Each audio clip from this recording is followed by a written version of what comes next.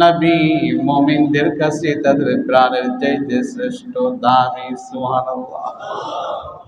আল্লাহ পাক কোরআনের আয়াত নাযিল করে প্রশংসা করলেন, আন-নাবিয়্যু আওলা বিল মুমিনিন, আন-নাবিয়্যু আওলা বিল মুমিনিনা মিন আনফুসিহিম। আল্লাহ পাক বলে, মুমিন বান্দা তার প্রাণের চাইতে নিজের কাছে আমার নবী শ্রেষ্ঠ, দামি। সুবহানাল্লাহ। সাহাবায়ে কেরাম কেমনটা ভালোবাসলেন যে আল্লাহ পাক নিজেই সনদ দিয়ে দিলেন, আরে এরা তো নিজের প্রাণের চাইতে আমার নবীকে বেশি মহব্বত করে। সনদটা দিলেন কে? স্বয়ং আল্লাহ। মুসলমানের সংখ্যা তখন মাত্র 38 জন। গত জুমায় আবু বকর সিদ্দিকের অনেক ঘটনা শোনাইলাম সংক্ষিপ্ত আকারে, কেমন মহব্বত করেছেন আবু বকর। এর আগের জুমায় অনেক সাহাবা ইকরামের ওয়াকিয়া শুনেছি, কেমন মহব্বত করেছেন আমার নবীকে। মুসলমানের সংখ্যা ছিল মাত্র 38 জন। আল বেদায়া ওয়ান নিহায়ার মধ্যে আসছে আম্মা জান আয়েশা সিদ্দিকা রাদিয়াল্লাহু তাআলা আনহা থেকে বর্ণিত, আল্লাহর নবী এবং সাহাবা ইকরাম মোট 38 জন এক জায়গায় সমবেত হলেন। কথোপকথন চলছে। হযরত আবু বকর সিদ্দিক রাদিয়াল্লাহু তাআলা আনহু রাহমাতাল লিল আলামিনের কাছে প্রস্তাব দিলেন, পয়গম্বর আর কতদিন আমরা গোপন থাকবো, অনুমতি দিন, প্রকাশ্যে ইসলামের দাওয়াতটা দিয়ে দেয়। আল্লাহর রাসূলের পক্ষে প্রকাশ্যে কথা বলি, নবী একটু অনুমতি দেন। আল্লাহর নবী রাহমাতাল লিল আলামিন বলে, আবু বকর আমরা সংখ্যায় তো অনেক কম, কাফেররা সংখ্যায় অনেক বেশি। আবু বকর বলে, পয়গম্বর দুনিয়াটা ক্ষণস্থায়ী, আখিরাতটা হলো স্থায়ী। দুনিয়ায় বেঁচে থেকে কি লাভ নবী, অনুমতি দিন, প্রকাশ্যে দাওয়াত দেয়। যদি মরণ হয় মরে যাব, আঘাত প্রাপ্ত হলে আঘাত প্রাপ্ত হব, অসুবিধা নাই, কারণ দুনিয়াতে শান্তি করার জন্য আসি নাই গো নবী, দুনিয়াতে আসছি মরণের পরের জীবনটাকে সুন্দর করার জন্য।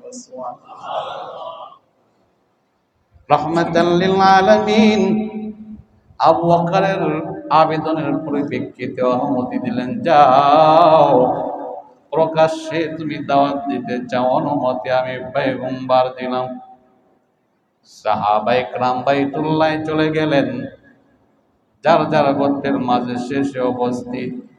হযরত আবু বকর ভাষণ দিলেন, ও মুশরিকের দল, আল্লাহর রাসূলের দিকে তোমরা অগ্রগামী হও, আল্লাহকে মানো, নবীকে নবী বলে স্বীকার করে নাও, তাহলে কামিয়াব হবে।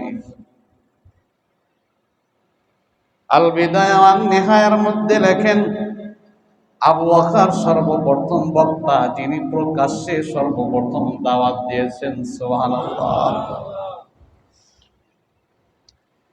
দিনের দাওয়াতের, প্রকাশ্যে দাওয়াতের সর্বপ্রথম বক্তাকে হযরত আবু বকর সিদ্দিক রাদিয়াল্লাহু তাআলা আনহু। তখনও আমার আপনার নবী প্রকাশ্যে দাওয়াত দেন নাই।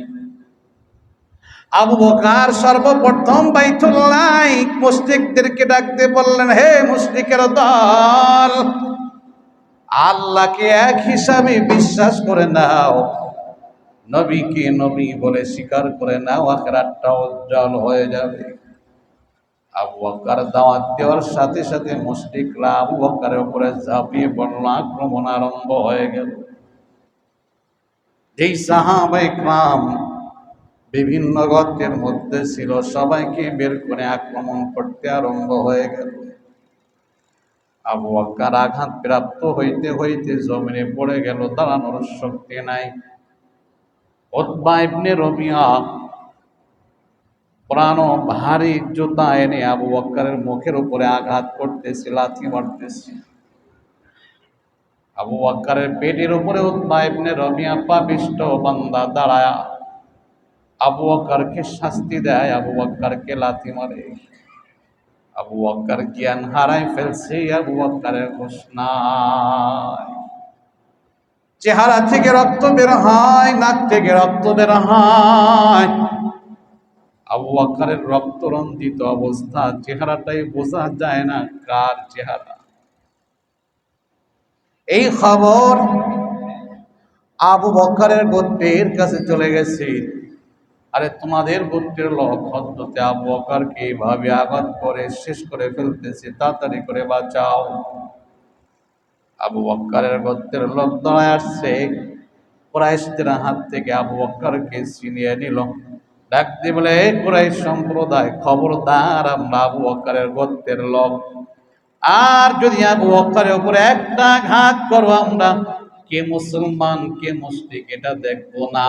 যেহেতু গোত্রের লোক আবু বকর আমাদের, আমরা কিন্তু প্রতিশোধ নেব।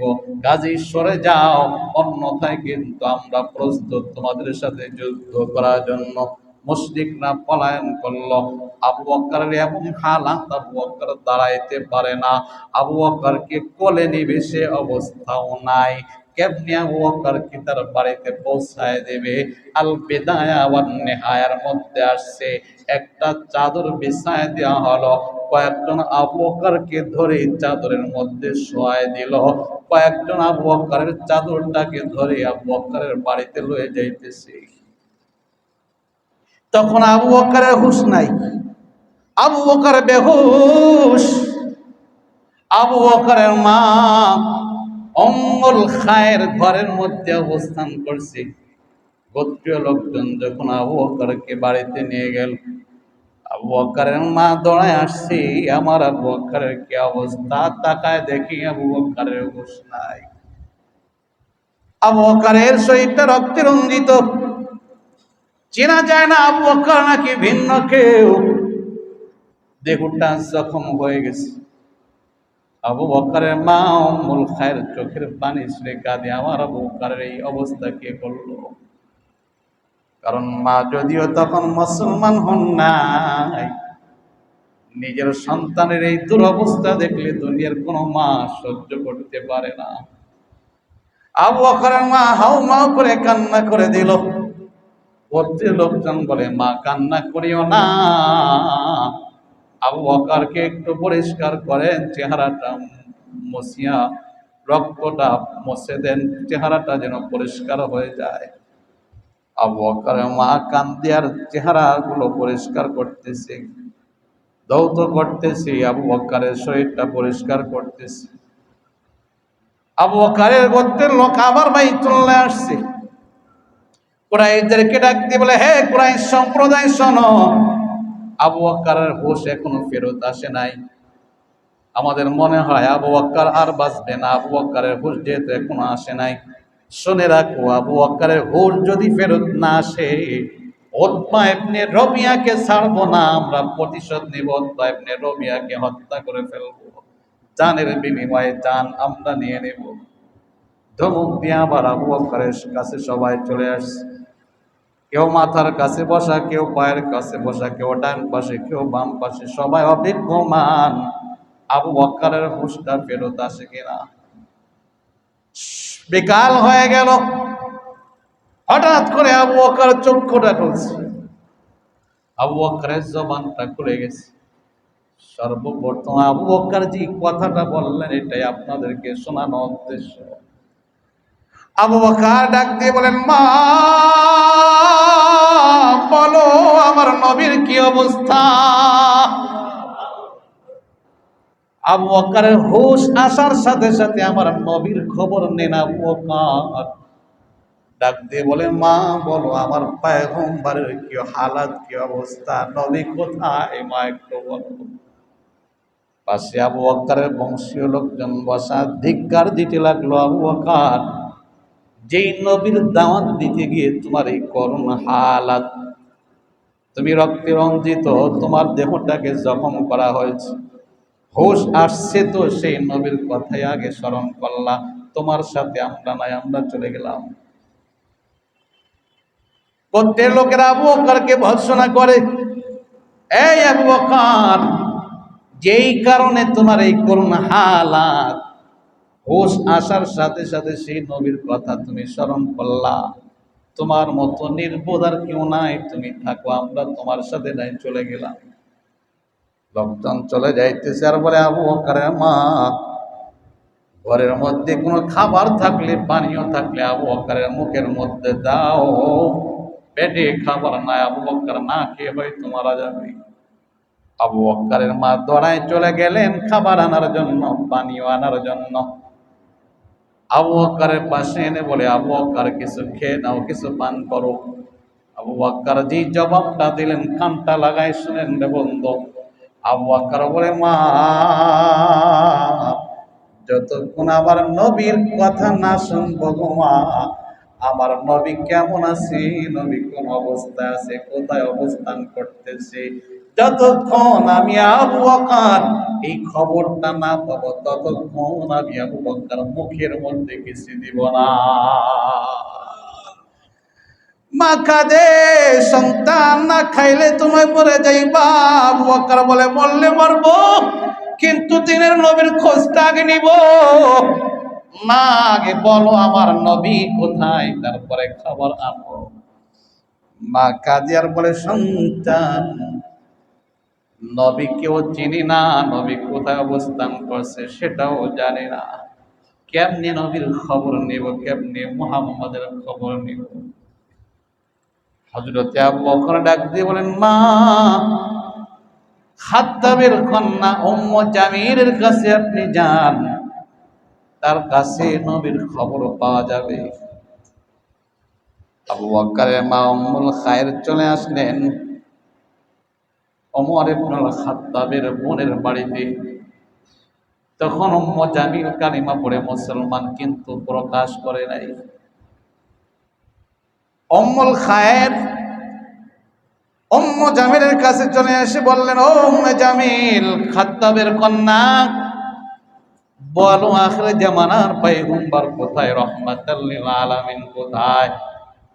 আমার আবু বকর জানতে চায়, নবীর হালাত যতক্ষণ না জানবে, নবীর অবস্থা যতক্ষণ না যাবে, আমার আবু বকর কিছুই খাবে না। তাড়াতাড়ি করে বলো রে, আমার আবু বকরের কাছে খবরটা পৌঁছায় দে, আবু বকর কিছু খেয়ে নিক। উম্মু জামিল বলে, না না, নবীর কথা আমি আপনার কাছে বলতে পারবো না। আপনার যদি মন চায়, আপনার সন্তান আবু বকরের কাছে আমাকে নিয়ে যাইতে পারেন, কিন্তু আপনার কাছে কিছু প্রকাশ করতে পারবো না।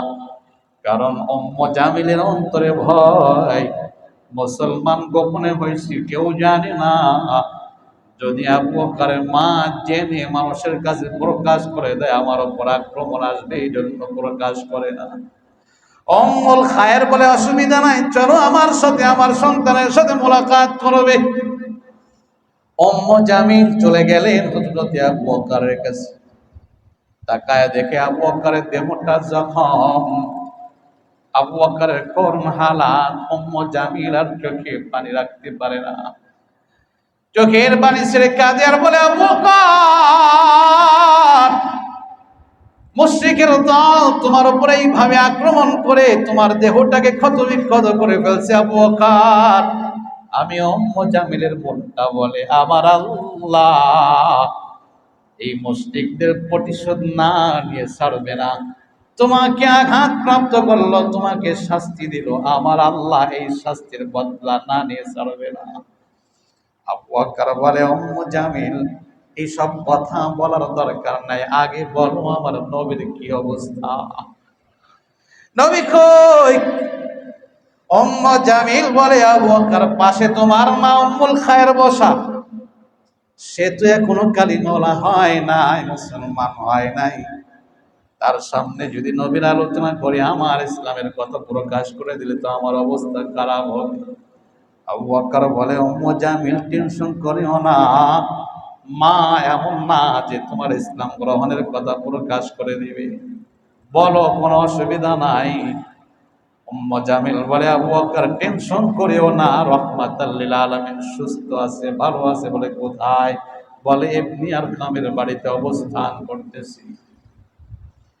মা দৌড়ে আসছে, সন্তান নবীর খবর পাইছে, এবার একটু খেয়ে নাও। আবু বকর ডাক দিয়ে বলে, মা,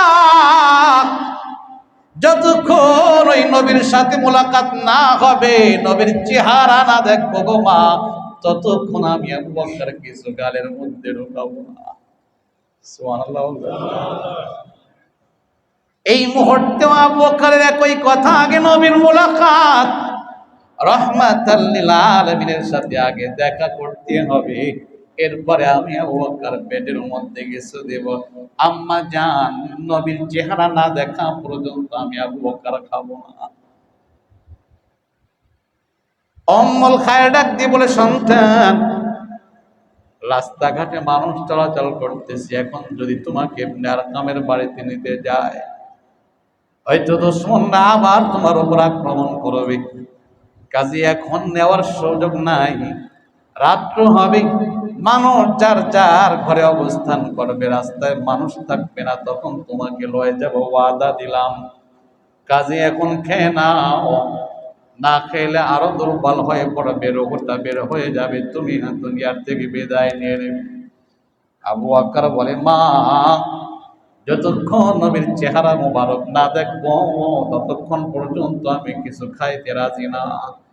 হোক রাত্র হোক, রাতের বেলায় নবীর সাথে আগে মোলাকাত করব, তারপরে আমি আবু বকর খানা খাবো, এর আগে হবে না।